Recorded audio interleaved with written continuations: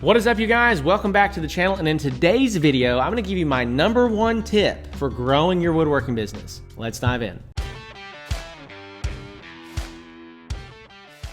If you are a woodworking business owner or an aspiring woodworking business owner, you have landed on the single greatest YouTube channel around woodworking business ownership. Now, there's lots of channels out there that are gonna teach you how to build tables, build furniture, build this, build that, but this is, in my opinion, the #1 place to go when it comes to business principles that you need in order to actually scale a legit woodworking business operation. So my name is Zach. You may not know me, but last month alone, my woodworking business that I started in my garage 6 years ago did over $167,000 in revenue in 1 month. Never dreamed that 6 years ago, but we've built an operation now that's doing multiple 6 figures per month, okay? So when I'm giving you these tips, I'm telling you these strategies, this is gonna help you out, okay? I'm not gonna teach you how to make a dovetail joint. I'm not gonna teach you how to build a table, but what I am gonna teach you is how to create a organization, a business structure that you can scale and grow and add employees and team members to, and hopefully one day have something that you're really proud of. So with that being said, in today's video, I'm gonna give you my #1 tip for woodworking business growth,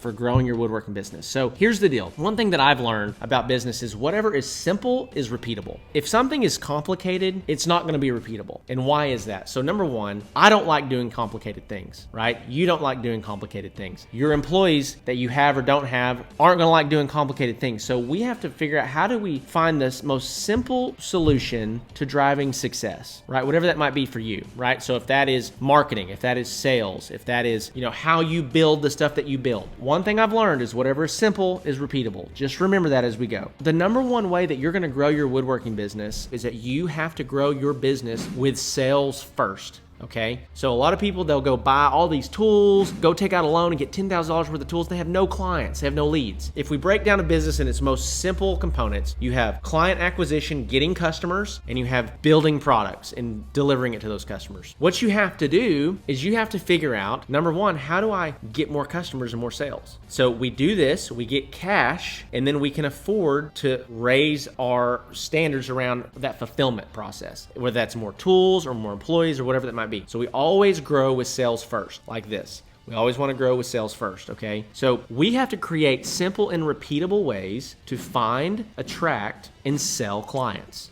So we have to find them, attract them to our brand, to our company, and then we have to sell them. We have to actually have them give us a credit card, sign the invoice, shake our hand, whatever that might look like. So when it comes to doing this, there are so many ways to do this, right? And so you can go walk into neighborhoods and knock on doors and say, hey, I'd love to build you a table. You can do radio ads. You can post on your personal page every day. You can post in Facebook groups every day. Buy billboards, every billboard in your town, right? There's so many ways to find, attract, and sell clients. What I have found that has really helped me the most is picking a methodology for attracting clients that has a high form of leverage. I talk a lot about leverage on this channel, and it is really what the game changer is if you want to scale something large. Let's say that the way that you find, attract, and sell clients is from door knocking. Well, for you to make more sales, you have to knock on more doors, which requires more of you, right? Unless you hire somebody to do that. In our industry, in the woodworking industry, there's really 2 ways to implement leverage. So #1, use labor, and that's one way that you create leverage, is that you're no longer the one doing the work. You bring on employees and they're helping you run the business, right? And then #2 is financial leverage. So using capital, your money, to create leverage for you. So the single greatest way that I've found, and I've talked about this, if you've watched this at all, you know what I'm about to say, Facebook advertising. And what makes Facebook advertising so beautiful from a leverage standpoint is that there's work that's done to create the ads, and there's work that's done to make sure that we're targeting the right people. We have the right data. Our ads look attractive, to make sure that we are running some type of incentive that's going to encourage people to click on the ad. There's all these things that have to get done, but then all the leverage after that simply comes from the budget that's put behind it. So if I put a $500 budget behind it, let's say it's going to cost 10 cents per impression. So an impression is somebody just seeing your ad. So let's say you spend $500, it's going to cost 10 cents per impression. Well, you're going to get 5,000 impressions. So you're going to get 5,000 impressions off of that $500 that you've spent. Okay, that's just to say if it's 10 cents per impression. It's usually cheaper than that, but we're just going to do that for easy math. Okay, so we're going to get a 10x multiple on whatever we spend. We're going to show it to 10 times that many people. Well, now let's say that you increase your budget to $1,000. Well, you're going to show it to 10,000 people. Let's say you increase your budget to $10,000. Well, it's going to show that to 100,000 people. Now, realistically, one really cool thing that last month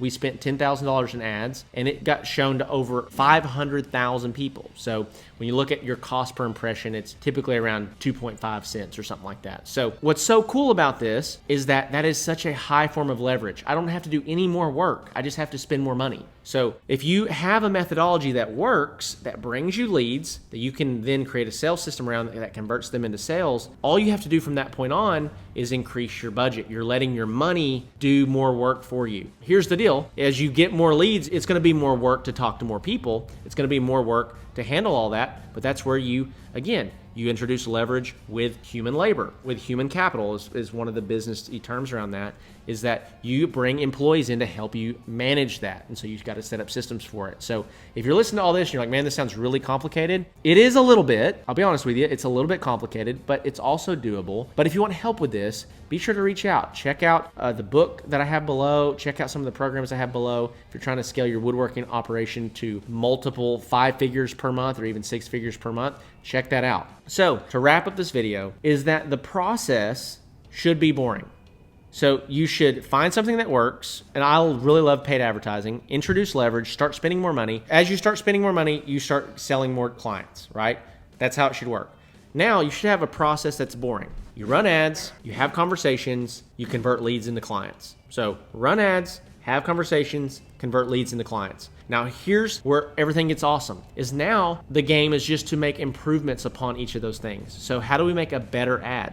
How do we make an ad that's more compelling, that's more engaging? How do we have stronger conversations with our clients? How do we do a better job in the sales conversation, making sure that we're not leaving anything on the table? And then one of the other things that you work to improve on is how do we increase the average order value? So every time that somebody does place an order with us, instead of it being for $1,000, how do I get it to $1,500? How do I get it to $2,500? How do I get it to $4,000? And so if we're increasing the number of people that we're getting in front of because we're showing better ads, if we're increasing the number of conversations that we get to have because we're getting in front of more people, if we're increasing the number of sales that we have because we are getting in front of more people and we're getting better at converting sales, and then we're also increasing the amount that each order is worth, you can triple, quadruple, 6x, 10x your business within a matter of months if you implement a plan to improve all of these processes. And so that's one of the things that we do inside of the Woodworking Business Accelerator program. So with that being said, I appreciate you all. If you're watching this video right now, there's a good chance that I am gone elk hunting in Colorado. Pretty pumped about that. I'm taking a break for a couple weeks, but hopefully this video has been helpful to you. And if it has been, let me know in the comment section below. Make sure to like and subscribe,